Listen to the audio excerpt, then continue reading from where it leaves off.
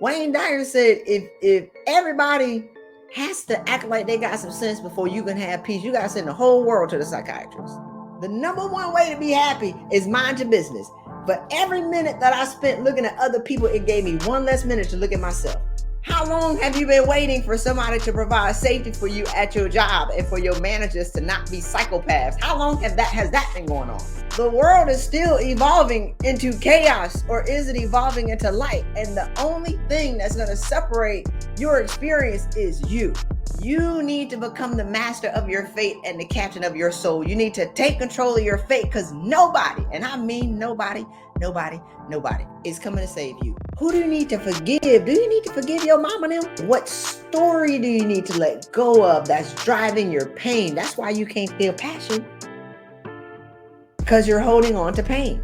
And the only thing that makes you feel safe and secure is your degrees and your job, because at least you can control that. Neville Goddard said, if you have a secret affection for your conflict, you cannot be helped. We love to say what other people should be doing. Somebody needs to hear this. No, you need to hear it. Somebody, let me share this because other people need this. No, you need this. It's time to stop serving and start eating. Hey, Christy Rutherford here. Welcome to the Pay Raise Playbook, where we assist you with getting to the next level personally and professionally by sharing insight with you so you can have the courage and clarity to stop avoiding the hard things and take the actions that scare you. While you're here, go ahead and like and subscribe to this podcast, because I am sure you're going to love it. Let's go ahead and get started. Welcome everyone to Money Loves Happy People. I'm your host, Christy Rutherford, and today we're going to be talking about how to be happy. I wore a Harvard Business School shirt today, so I'm acting like I got some sense. So here's the thing. How to be happy is searched 5.7 billion times a month. And when I think about the way that the world is going and the way that the world is, and it has been for the past 3-4 years, 20, 30, 40, 50, 100 years, a lot of the stuff that's happening today, if you read books from like the early 1900s and the 1800s, it's the same stuff. It's the same cycle of chaos. I mean, it may be different characters, but the world is going to be worlding. Life is always going to be lifing. And I know that's not proper English, but we're waiting for the world to have peace before we can have peace. We're waiting for somebody else to do something to make us happy before we can be happy. We're waiting for people to leave us alone before we can have joy. We wait for our families to act like they got some sense before we can be happy. It's never going to happen. And so, I was watching a couple of pastors that I love, and they're like, oh, the last days are here. Jesus is coming. Well, there is a book, The Science of Getting Rich by Wallace D. Wattles in 1910. Wallace D. Wattles said, the world is not going to the devil. The world is going to God. So in the early 1900s, they're shifting from kerosene to electricity, from cars or from horse and buggies to cars. They're shifting from wooden shacks to, steel beams that were created to now create buildings. They're stepping into another age and another era. And so it looks like things are falling apart when things are actually falling into place. And so I want to share some information, 3 points actually, on how to be happy, because if he said that in 1910, and I hold on to that and I anchor onto that, no matter what's going on in the world, he said the world is not going to the devil, the world is going to God. So clearly there was some stuff going on in 1910. And even Reverend Ike, that I've been listening to, amazing, by the way, on YouTube, he started in the 1970s or so, he's like, oh, they're talking about cutbacks. Okay, so they were cutting back jobs and money was limited in the 70s too, but people still found a way to be prosperous. In 2023, it's the same thing. Y'all were listening to 2020, the world is in Armageddon, we're all going to die and everybody's going to lose their jobs. Okay, great. Boom. 2021, Christy, you need to soften up your language to people because they can't handle you in your full, whatever. Y'all know I come full throttle. They can't handle raw and uncut. You need to give people a break. Okay, 2021. Okay, 2022. Well, the world is still evolving into chaos, or is it evolving into light? And the only thing that's going to separate your experience is you. You need to become the master of your fate and the captain of your soul. You need to take control of your fate, because nobody, and I mean nobody, and I wasn't here to yell today, nobody is coming to save you. Not one person is coming to save you. No one is responsible for coming to save you. Your manager is not responsible for your mental health. Your job is not responsible for your psychological safety. I don't care what the Forbes article and Time Magazine and the Harvard Business Review said.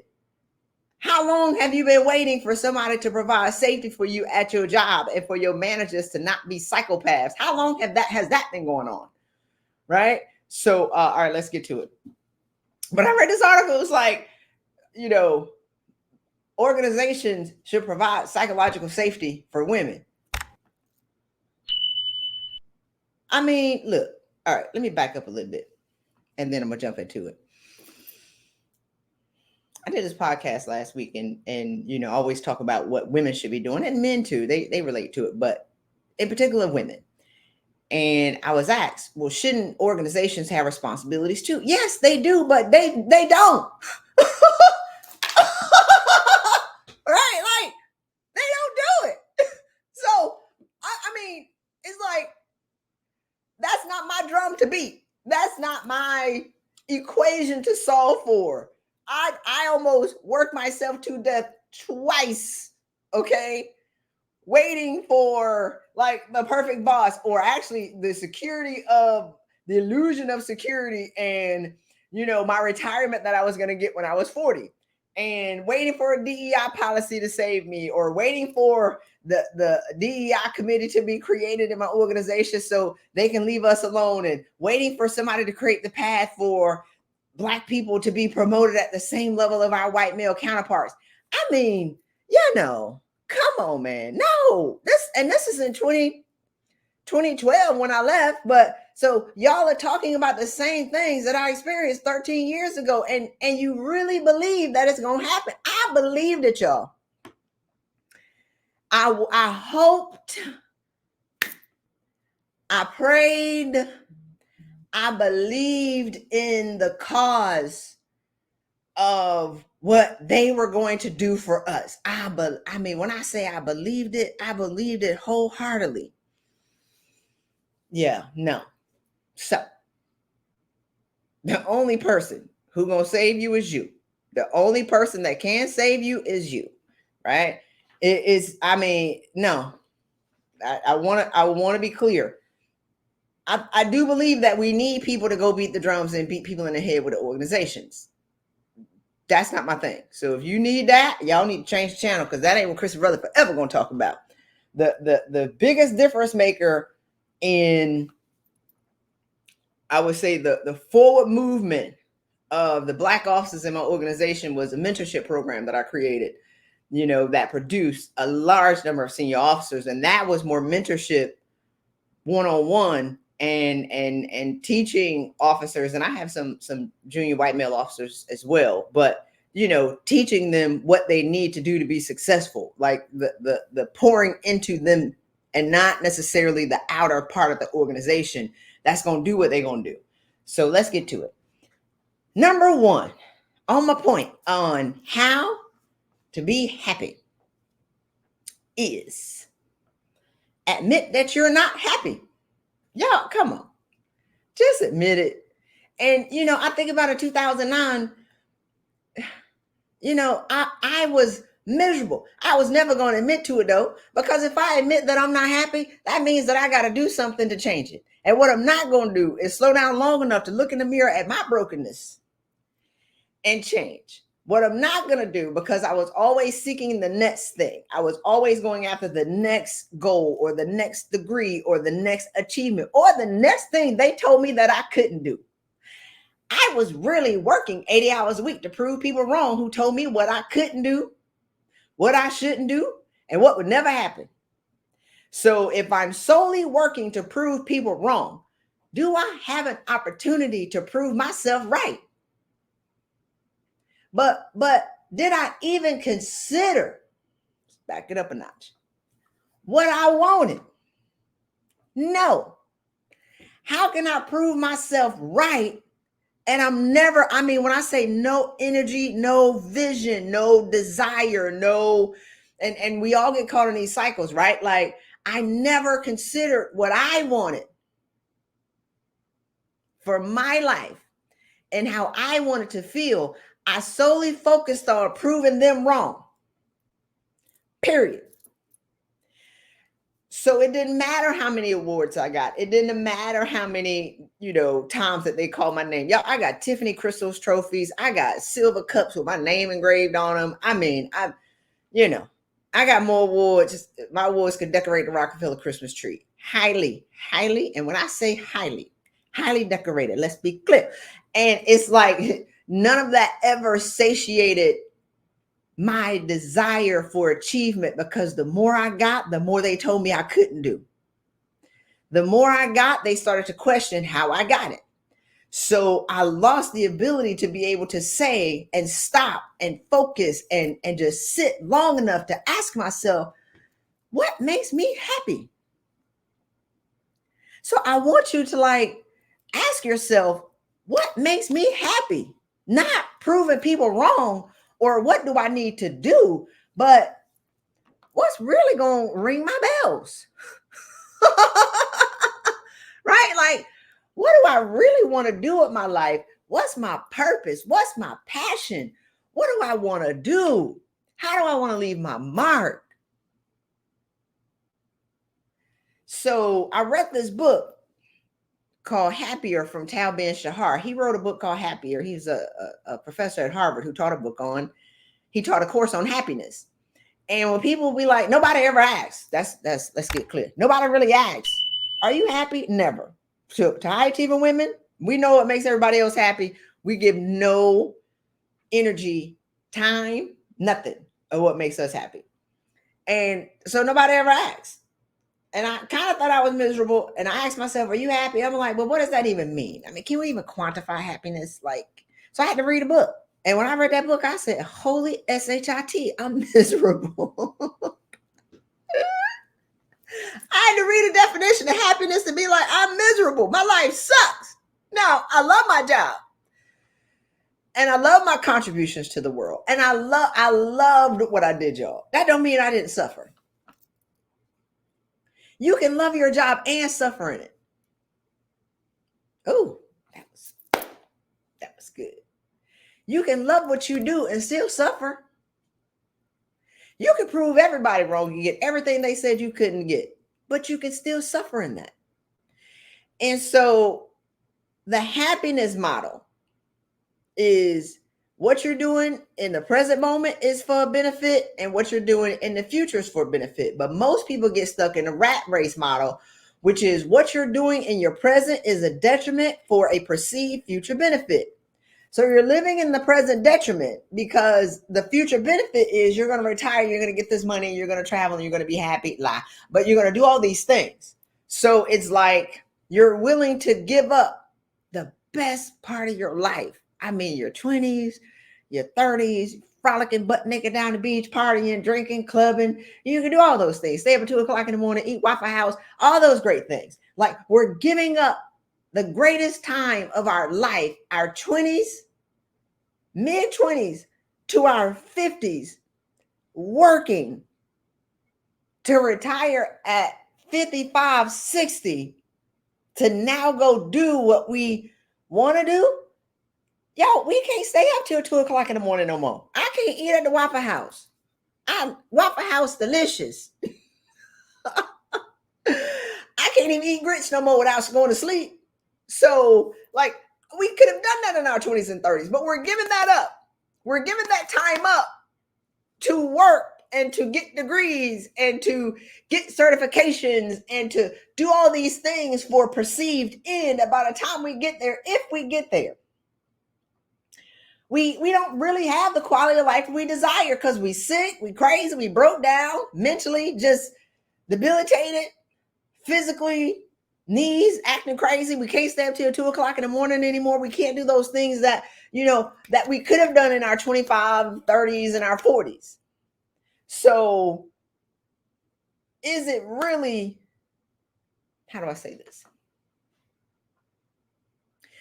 Is it really a future benefit? Or is that what we've been conditioned and socialized to believe? Is it really a benefit to work 25, 30 years to retire at 50 so we can be secure? Is security really a benefit? Is it even possible? And have we, as Gen X, and I know millennials y'all out here, but Gen X especially, we've been conditioned to believe in a pension. That's what our parents did. They worked and they put their nickels aside, and we've been conditioned to believe that we can work for a company for 20, 30 years and that they got us. That's not true, y'all. So on the happiness model, what he talked about is, as a rat racer, like, we're working in this present detriment for a future benefit. If you have to do it, which whatever, but if you have to, what are some of the things that make you happy that you can do in the present moment to offset your present misery? Which goes back to what I talked about in the beginning. Do you even know what makes you happy? Are you even considering what makes you happy? Right? So there's a lot of, whatever it is, buzz going around and all these posts, and everybody wants to normalize mental health. I've never seen anybody say, let's normalize wholeness. Everybody wants to remove the stigma around mental health issues. Well, let's remove the stigma around actually being happy. Have you even considered that you can be happy? Like, it's almost to the point where we've normalized existing in misery. That's normal. We've normalized being crazy. Normal. We've normalized drinking wine at night to soothe the pain of our suffering soul in a state of mind and in beingness that we have full control over changing. We normalize desiring somebody to fill a hole that we have in ourselves because we're lonely and we're secretly crazy, and all you're going to do is attract somebody who's lonely and secretly crazy to now temporarily fill a hole and then fall in hell with that person. Not fall in love, but fall in hell with them. And then y'all go create hell together, dysfunctional kids, which is what your parents did for you. I said that. I probably could have said that better. I don't take it back.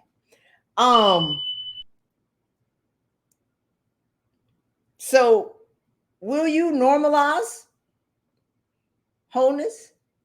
Will you stop long enough and admit that you aren't happy and then do something to change it? All right, let's talk about that. Oh, one more. Neville Goddard said, if you have a secret affection for your conflict, you cannot be helped. Ooh. Say that again.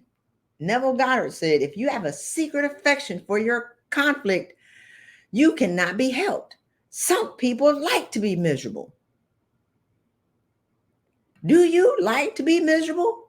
Are you the victim in every story that you tell? I mean, if you're a victim at work, at home, in your family, at the grocery store, on social media, and everybody else is the problem. Wayne Dyer said, if everybody has to act like they got some sense before you can have peace, you got to send the whole world to the psychiatrist. So it's to say let's normalize and remove the stigma around mental health is to give people permission to have a secret affection for their conflict. You can be helped. If you have a secret affection for your conflict, you can be helped if you just choose to be different. If you choose to change the narrative, if you choose to be like, I can be happy. I talk to women all the time who want a better job. That's it. And I'd be like, well, do you want to be happy? No, I ain't got time for that. Okay. But if I get the dream job, I'll be happy. But can you be happy and then get the dream job? No. You selling me pie in the sky. You selling me a bag of goods. All I'm saying is that you can be happy. So you believe more that you can get a better job than you believe that you can actually be happy. How tragic. And they don't believe me. How do we get to a point where if somebody told you that you can just be happy and peaceful with yourself, that's a lie. But you'll go to a doctor and they diagnose you with some ridiculous mental medical condition, and you be like, yes, I have been feeling weird my whole life, and this makes sense to me. I got adult autism. What? You're 55 with 3 master's degrees, and now you got, let me get off that. What? I'm on the spectrum. I've always felt different. No, you felt different because you came here to be the change maker and the pattern breaker for your family. You came here to break generational patterns for your family. Yes, you're the weirdo. You're the black sheep of the family, not because you have adult autism or because you're on a spectrum. You came here to do something great in your lifetime. And in order to do that, you had to be a misfit. TDJ said all great leaders are misfits because you were never meant to fit in with the people that you were called to lead. You are a misfit. You're not on the spectrum. You don't have adult autism. One lady told me she was bipolar A. I said, what is that? You're not bipolar A.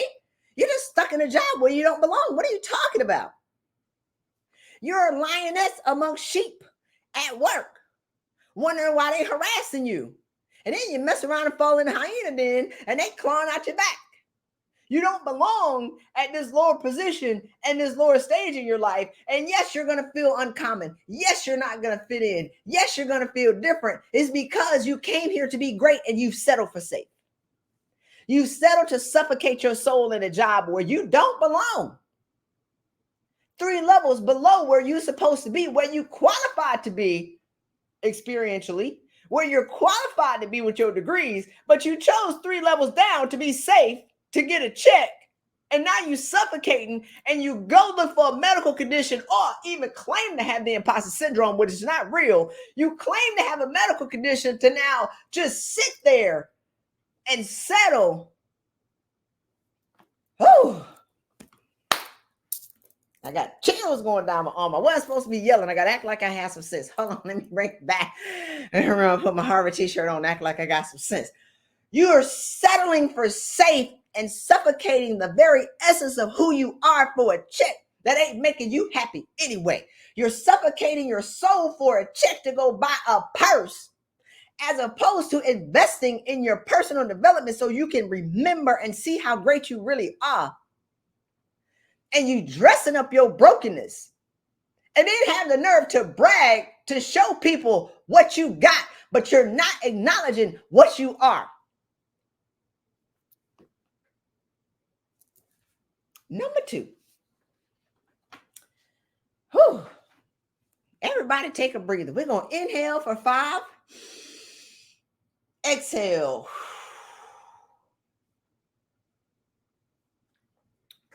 All right. Number 2, get uncomfortable. Have you become comfortable with being uncomfortable in your suffering? Have you become comfortable complaining about the same raggedy coworkers at the same job for the past 3, 5, 10, 15, 20 years, and you've done nothing to change it? Have you become comfortable with calling the same raggedy friends to talk about the same thing and go on the same trips to drink liquor and party because your life sucks, but you choose not to do anything about it? Have you gone to take a flowing dress picture, for heaven's sakes? You spent $3,000 to go to Dubai or to Greece to take a flowing dress picture, and you crazy, and you have no money for coaching. You don't believe that you have enough money to invest in yourself, but you investing in your brokenness and showing everybody on the gram what you got. You still crazy. You've done nothing to clean that up. Nothing, nothing, nothing, nothing, nothing. It's tragic. And you know you crazy. Oh, me and my friends are going to Greece to take the flower dress picture. And how has that helped you and relieved you of the baggage and the burdens that you're carrying around that you need to let go of? Everybody's doing it. You shouldn't. So, have you become comfortable with being in chaos? And now you self-medicate because everybody's suffering. No, you suffering. When stuff happens and they get on LinkedIn and they be like, your Black employees are not okay today. No, you're not okay today. Don't put that on me. Don't put that on me, Ricky Bobby. Your Black employees, your women are not okay. No, you're not okay. Don't try to find commonality of what we're suffering in. No, you suffering because you've done nothing. That's you. In 2019, everybody said 2020 is going to be the best year ever. Y'all remember 2017. Oh, I can't wait for 2018. I'm going to knock it out the park. 2018, 2019, I'm going to knock it out the park. 2019, y'all say 2020. Oh, it's the big deuce, right? It's the big 2020. Oh, it's going to be the greatest year ever. 2020 came around, punched all y'all in the neck. I actually punched everybody in the neck. Okay. 2021, y'all say, man, if we could just get out of 2020. And then people start blaming the years, which is crazy to me. 2020 then took away like Kobe and Chadwick Boseman, which is tragic, and all these people. And then 2021 came around and y'all like, it got to be better. And then it didn't get better. And then y'all just stopped dreaming. Nope. I didn't see anybody who said 2023 is going to be my greatest year. Y'all just saying the sweet by and by. Lord Jesus, let me just make it. You ain't even dreaming no more. Nobody's hoping for it to be the best year. You just hoping that you don't get fired. You're not even like dreaming or hoping or expecting good things. You're expecting hell. So here's the thing. Happiness is not profitable. I mean, I've never heard of adult autism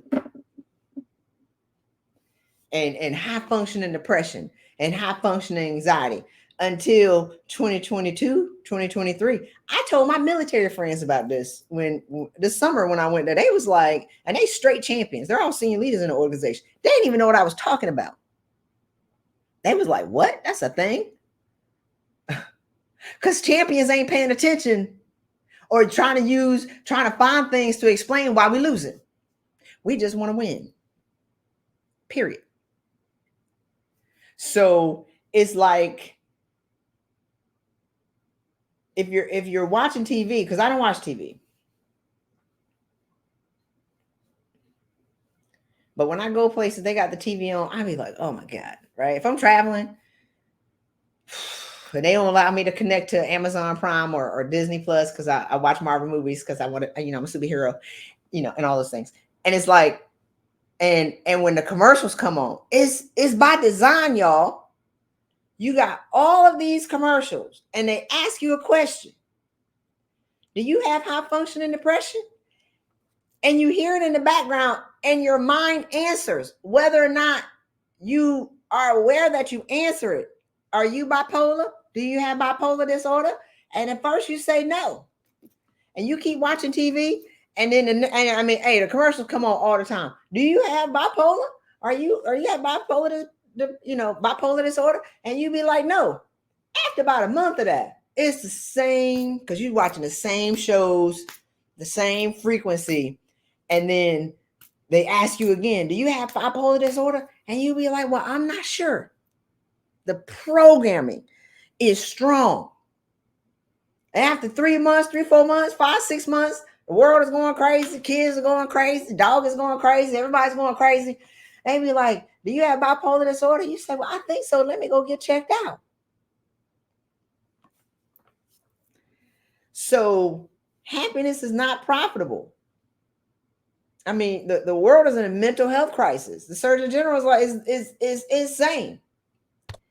And it's like, y'all gotta just turn the TV off. Okay. Hey, Christy Rutherford here. Wanted to see if you have already joined us in my mentorship community. If not, I'm not sure what else to do, and what are you waiting for?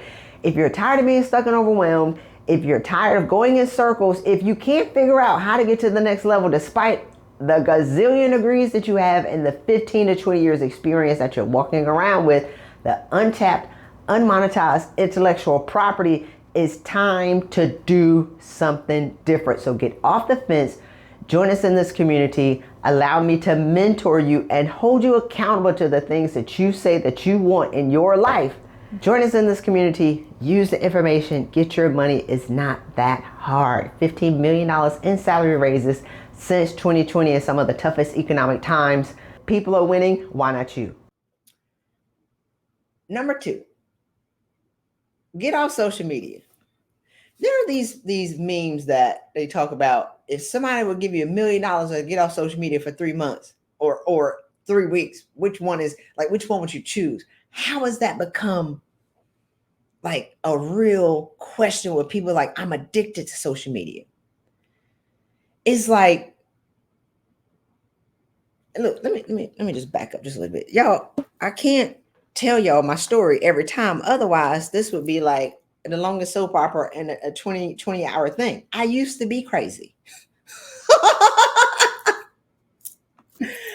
Clinically written up in the paperwork, right? And I fell apart mentally and physically. And it took me 4 years to get my mind back right and 7 years to get my money back after I lost everything, because I didn't do what I'm sharing with y'all right now. So I'm not judging.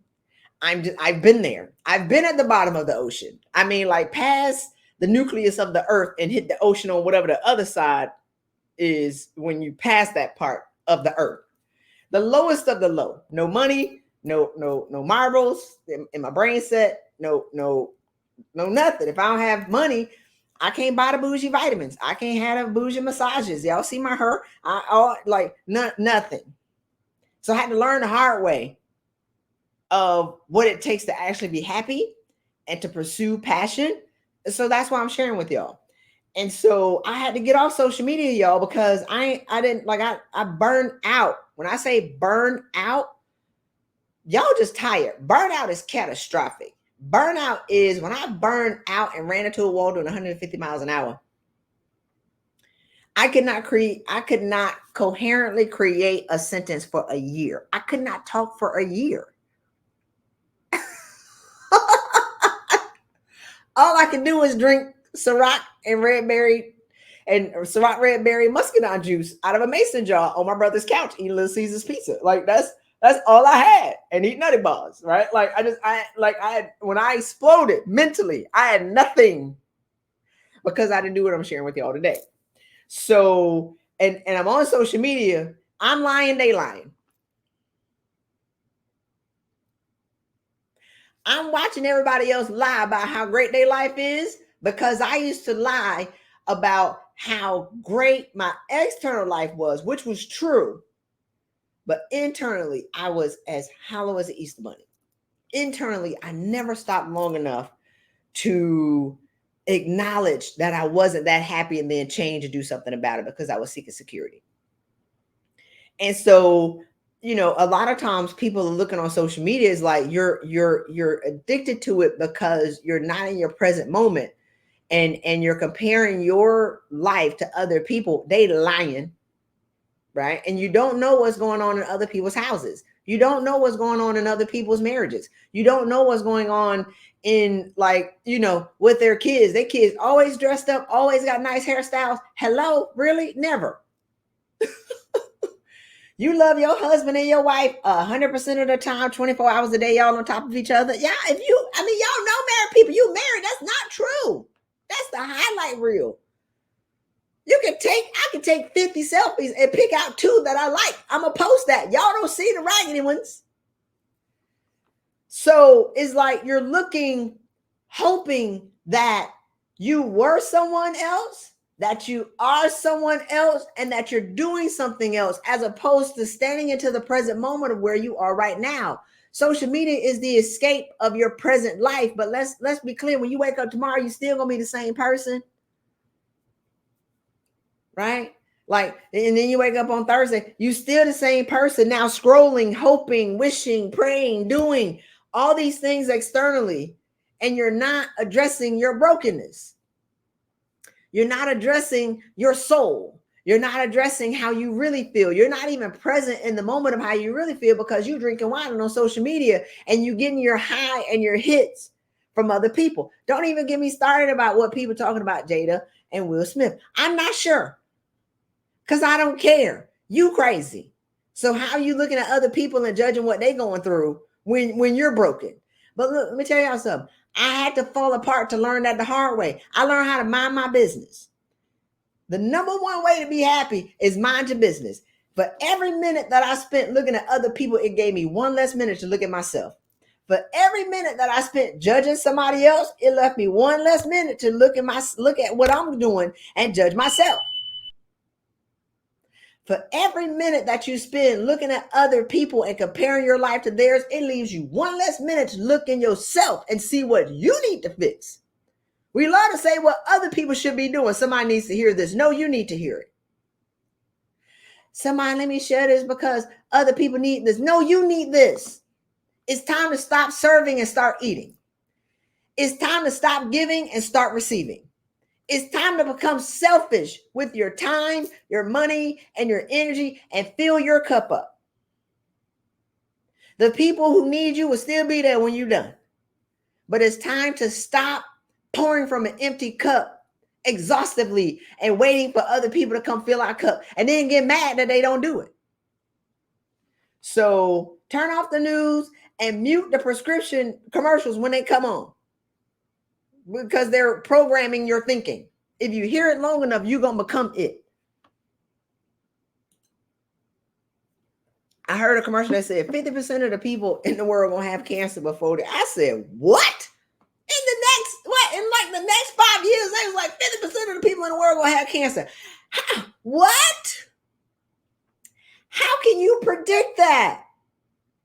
How can you say that and mean it? Like, cancer wasn't this prolific back in the 70s, 80s, 90s, actually, like even the early 2000s. Now 50% of the people in the world gonna have it. You know who gonna get it? The people who believe it. In 1899, and As a Man Thinketh, James Allen said, man gets what he secretly fears. Wait, hold on. Man attracts what he secretly fears and what he secretly harbors. He says, the thoughts of getting a disease has killed more men quicker than a bullet. The fear and the thought of getting something has taken more people out of here than it actually happening. So I heard the commercial. I said, my God, 50%? I don't believe that. Not me. If they say 99%, I say, well, I'm going to be the 1%. If they say 100%, I say I'm going to be the first one not to. You choose. But they're planting seeds all the time, y'all. Man attracts what he secretly harbors, also what he secretly fears. If you secretly fear getting something, you're going to get it. All right. Number 3. Take action. My God. Do something. I mean, for heaven's sakes.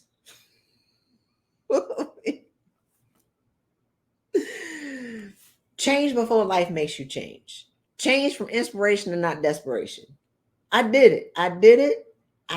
And when I step on my soapbox and I be yelling and screaming, it's because I'm trying to save y'all from y'allself. Y'all don't have to end up like me. It wasn't fair.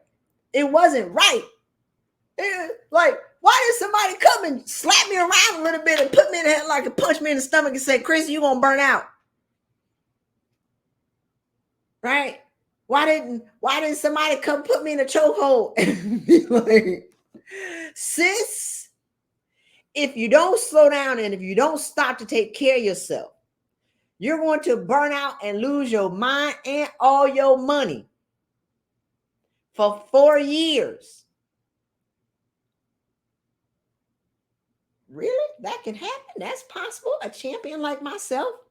A highly decorated and highly awarded military officer who has more awards to decorate the Rockefeller Christmas tree can like run into a brick wall doing 100 miles an hour and fall apart completely mentally and physically and lose my mind, and then I'm gonna subsequently lose all my money that I've worked to build. Yes, sis, that can happen to you. Maybe I should do something different. Show me how. That's what I would have said. Really? That can happen? I'm telling y'all, I did it. I exploded. That wasn't fair. I was laid out while I'm drinking liquor on the couch watching Lord of the Rings every day because Frodo was on a journey. Do you hear me? Christy Rutherford was on a journey. I didn't know if I was Frodo trying to burn the ring or if I was Aragorn trying to return to be the king and the queen. Like, I'm not sure. The Return of the King, y'all. Lord of the Rings is my favorite. I watched it last week. It's amazing. And I marvel at how far I've come. But it's like nobody choked me out and spoke in a way that I would listen. Nobody spoke in a tone that I would respect. Because the thing about ambitious alpha women, we don't listen to weak people. Man, we don't listen to everybody. If you ain't got what we got or got what we want, we're not listening. Right, wrong, or indifferent. We don't hear people who playing violins and they tossing flowers and butterflies, all this kind of stuff. But that's not gonna get our attention. That's not gonna make us stop. That's not gonna make us stop long enough to look inside. We need somebody who's a little rugged, rough around the edges to punch us in the stomach and drop kick us in the head to make us stop. That's who I am. I ain't gonna say that's why I yell. I talk loud, but like I'm passionate. I am this. So for all the soft violin wanting people who want me to soften my tone to address you, I'm not talking to you. I mean, it is what it is. This is who I am. I am here to save strong women from ourselves because we don't listen to everybody. And all right, take action. I got 4 more minutes, maybe 10. And y'all let me know if y'all have some questions, but I got to open it up for questions at the end because I got to put my glasses on. So, who do you need to forgive?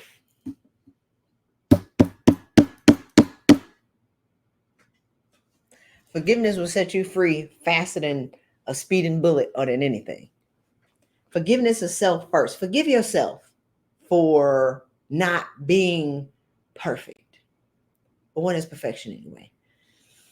Forgive yourself for, the time that you've spent and wasted. You feel like you've wasted.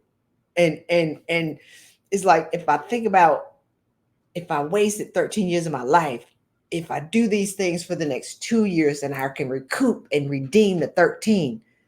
But I'm still spending the next 2 doing the same thing. And then that's not going to be enough. Who do you need to forgive? Do you need to forgive your mama now? Do you need to forgive your father or your family or your grandmama? Who do you need to forgive? What story do you need to let go of that's driving your pain? That's why you can't feel passion, because you're holding on to pain. And the only thing that makes you feel safe and secure is your degrees and your job, because at least you can control that.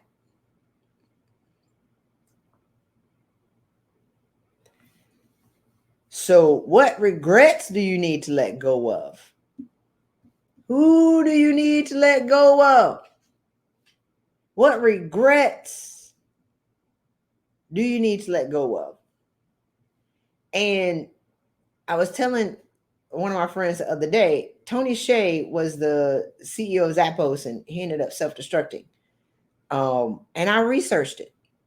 because in my previous career, I was an investigator. I was an accident investigator. So when stuff happens, I can become Inspector Gadget real fast.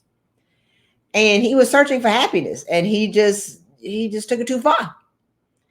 And when I think about, looking at his childhood and some of the things, and we all, whether perfect, right, wrong, and different, and I'm not judging his childhood, I'm just looking at elements. We all had things that, we may have wanted that our parents couldn't give us, or we were shaped, some of our decisions were shaped by what they want. But he wanted to go to Brown and not to Harvard.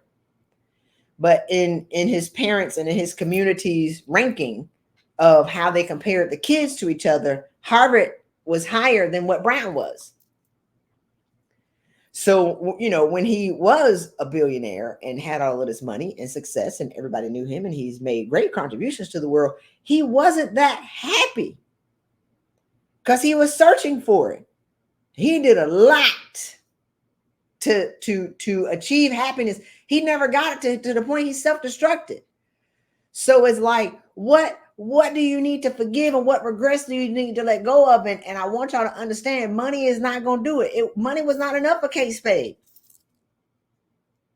Kate Spade, first and last name, international luxury brand, on buildings and in clothes and on purses and on shoes. It wasn't enough. So we think that when I get the money, then I'll be happy. No. Like if I achieve, monumental. Her stores are still open today. It's $1 billion brand.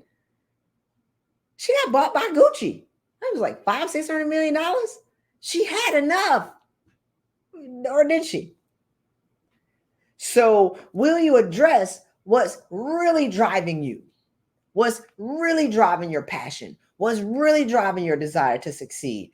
And can you let go of the pain that you survived and the people that you proved wrong to start proving yourself right? So I want you to consider creating a better life and cease suffering in your current circumstance. You have the power to stop suffering, but you have to make a decision that I really don't have to suffer anymore. I really don't have to be in pain anymore. And a lot of people are blaming their jobs. It's not your job. You crazy before you go to work. You angry before you go to work. You've been fighting your coworkers long before you got to work. You start fighting them in your childhood. You start fighting your leaders long before you got there. They're just a reflection and just triggering your unhealed childhood trauma. That's all they're doing. That's why you hate them. That's why you want to jump on them. So you have to understand that you can be happy at 45. You can be happy at 50. You can be happy at 35. Now we got to go to teenagers. We got the whole teenage mental health crisis thing going on. 15-year-old, you can be happy. What in the world? And I'm going to say this. I'm going to say it because I like to talk. Are the 15-year-olds miserable because they 40-year-old mama miserable? Do we have a teenage mental health crisis because we have an adult woman crisis, mental health crisis? They just reflecting you. Aren't you blaming your mama for where you are? Are they doing the same thing? A broken woman cannot produce a whole child. I don't care what you buy it. I don't care. I don't care if you dress them up and floss them and take them on trips. Your brokenness is they don't do what you say, they do what you do. You're demonstrating in your beingness. They're modeling you. So, I work with women all the time. They have no idea that they're suffering because they just want a better job. They have no idea that when I say shattered on the rocks, I know what it looks like, y'all, because I did it. They have no idea how crazy they are because they seeking the next job and they're proving people wrong. So a lot of it is completely unconscious. And the work that I do, I really just want to make y'all aware of how you're showing up, because once you become aware, then you can change. A lot of this is unawareness. Did I really know I wasn't happy? Yeah, when I read that book, but I was going to get my security. Did I really know I was sick? I was in the freaking emergency room every 2 weeks. of it was documented in my medical records, volume 1 and volume 2. Did I really know how physically ill I was? Yes. Did I know how mentally ill I was? Yes, I had 3 therapists before I left my career. Couldn't tell nobody because Christy Rutherford cannot afford. Commander Rutherford cannot afford to be crazy. I had to go in secret. I had to call EAP. Somebody help me. So I knew it, but I didn't stop. And I think a part of it is like, I just, I got caught up in this brand of being this person and this external illusion of success. I spent no time on my personal self and how I saw myself. There's this illusion of success and this title and these awards and all of these things that I want to get and these accolades and these degrees. I never stopped to address Christy. So the brand was strong. My brokenness was silent. That was good. Oh, the brand was strong, baby. I don't know. I tried to Google myself the other day. Years back, I was Googleable long before y'all saw me on social media. That brand is strong, baby. It's still strong to this day of who I was in my career. But my brokenness was silenced. Because how can I really tell people that I'm suffering? And by the time I admitted to myself I was suffering, I'm 90% engulfed in flames. By the time I and we women, high achieving women, bad ASS women, admit to other people that we suffering, we 90% in the ground. The only thing that's left is our top of our finger, hoping somebody gonna come pull us out. We almost dead by the time we admit to somebody else to be suffering and that we need help. So I want you to have the courage to do something and not care about or be concerned about how other people feel about you saving yourself. Don't let anybody talk you out of saving yourself. Don't let anybody talk you out of preserving your peace. Don't let anybody call you selfish for not answering your phone. Don't let anybody, guilt you out of, I really don't feel like hanging with y'all this weekend. Don't let anybody guilt you out of saying, no, I'm not going to serve. No, I ain't going to help you move. No, I'm not bringing the chicken and the meatballs. No, I don't want to serve. No, I don't. No, I don't. No, I don't. No, no, no. Because I have finally admitted to myself that I'm broken. I have finally admitted to myself that I'm suffering. I have finally admitted to myself that I have the power to change it. And I'm going to do something different. And I don't care how you feel about it. And if our friendship falls apart, fine.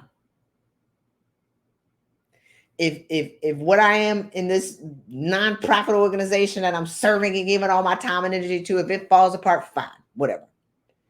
Because what's going to fall apart are the lies that you're telling yourself that walking around being broken and dressing it up is okay. That's a lie. When the shell falls off of who you are, it's going to reveal the being that you are, the unapologetic energy and the person that you really want to be, without the judgment of yourself, without the crushing expectations of other people, without the burdens and the baggage of your past. That person is waiting to be revealed. That's where your purpose is. That's where your prosperity is. That's where your provision is. And I give you permission to go get it. And don't care about how other people feel about it. Because we only have this life. We don't know if tomorrow's guaranteed. Definitely don't even be talking about retirement. We don't know if we have tomorrow. We don't know if we have next week. And you deserve to live a full and happy life now and not wait to rest in heaven. Why don't you rest on earth? Don't wait to get the kingdom. The kingdom of heaven is now. The kingdom of heaven is here. The kingdom of heaven is available to you. But you have to become selfish for yourself first and fill your cup first. and heal yourself first so you can be of service to other people if you want to. So you can break generational patterns if you want to. Right? Like whatever you want is going to be revealed. So that's all I got. Do you have any questions? I got 3 minutes. I got a 1 o'clock call. Let's see. Put my glasses on. All right, no questions. Nobody over there.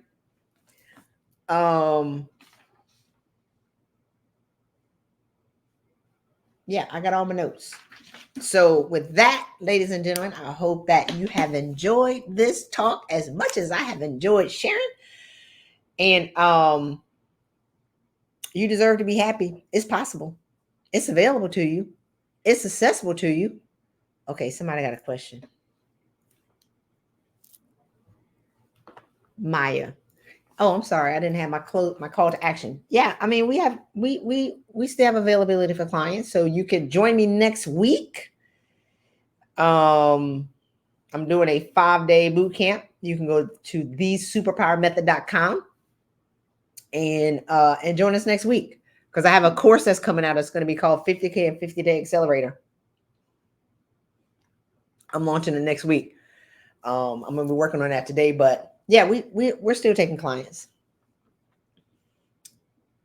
Let's see, thesuperpowermethod.com, or you could check some of my posts or the link is in my bio if you're on Instagram, and then I'll put it here on LinkedIn and other ones. How do you make sure that you're not making a decision too rashly? Oh, I love this question. Superpowermethod.com. A decision about what is my question. A decision about how not, it's thesuperpowermethod.com. A decision about what? What's the, give me the, all right. I'll hold on. I used to be multitask. I can't do it no more. Making a decision. So I'll break it down.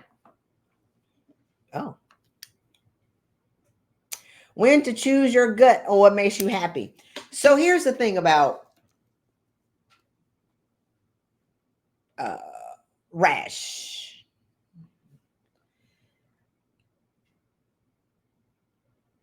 A lot of us are on fire. So there is fear and regret, and all we trying to do is do the next hack to put our fire out. I have women who quit their job, and it creates more hell. You hear me? Because you weren't running. You've been running for 40 years, long before you got to work, and you're avoiding the real healing and the forgiving of your parents and your circumstances and the hell that you came out of that you don't want to go back to. So there is fear in that. So we've been running afraid and doing all these things in fear, and we're on fire. And then you become desperate and you say, the thing that's making me miserable the most is my job. And if I quit it, then it's going to alleviate the fire. No, you were on fire before you got that job. You were on fire before you were old enough to get a job. So my goal with my clients and anybody that I talk to, let us put the flames out first, and then the truth will be revealed to you, and you can make a decision from that level of where it's not going to be desperation. Desperate people do desperate-ish.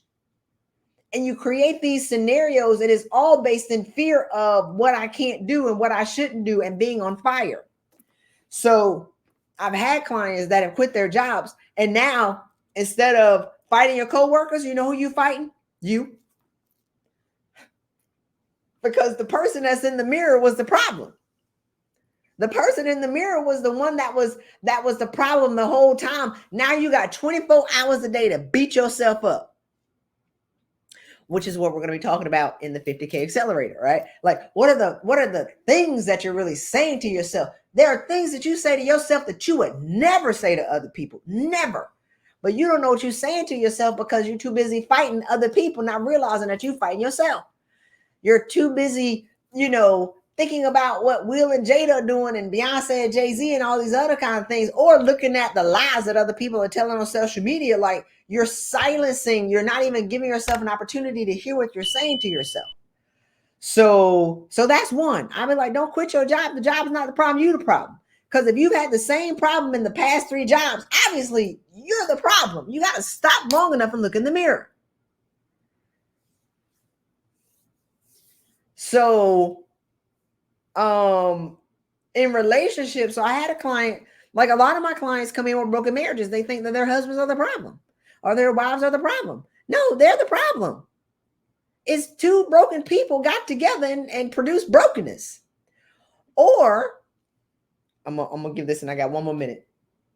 So I had a client, super successful, and she said that her husband, she wanted to be promoted because she had this ambition, and her husband didn't support the promotion. And, oh, he hating on me, and he's this and he's that, and he don't want to. And I'm like, no, that's not it. He said he don't give a damn if I become the CEO of this company. And I'm like, but listen, that's not the problem. He's not hating on you. When y'all got married early, 15 years ago, he had 90% of you, the job had 10%. You got the first promotion, he got 80, they got 20. Second promotion, he got 60, they got 40. Now you're the senior executive in this organization. Y'all have kids, job got 90, kids got 8, he get 2. And you give nothing for yourself because you're tired, crazy, and depleted. That's why he doesn't want you to become the CEO of the company, because if you get another promotion, he gets nothing. So after doing the work and slowing down and not being everything to, the community that she was a part of, and not being everything to the sorority that she was a part of, and taking time to actually rest when she flew into cities and not hang out with friends, and she actually like pulled herself together. She was like, my God, I can see what he was talking about. She has a phenomenal husband, phenomenal. She couldn't see it because she was working. Tyler Perry showed it to y'all in Why Did I Get Married with him and Diane, right? Like, it's a classic example. She couldn't see it. She has a phenomenal, and they so happy now. She ain't been promoted again. And, so it's like, that's rash to get a divorce and blame them when you're not acknowledging how broken you're showing up. So, all right, y'all. I got to jump. I got a 1 o'clock. I'm late for. Take care, y'all. Have a great weekend. Thank you so much for joining us today. Your support is greatly appreciated. Again, don't forget to like and subscribe to this podcast. What I want you to ponder on this week: what is your greatest takeaway from this episode, and what is one action you're going to take to change your life for the better? Lastly, get your pay gap calculator to see how your pay compares to the market value of what others are getting paid. Text pay gap, all one word, to 66866. Again, pay gap to 66866, or use the link below this video or podcast. Get this insight, use it, and get paid what you desire and deserve. See you in the next episode.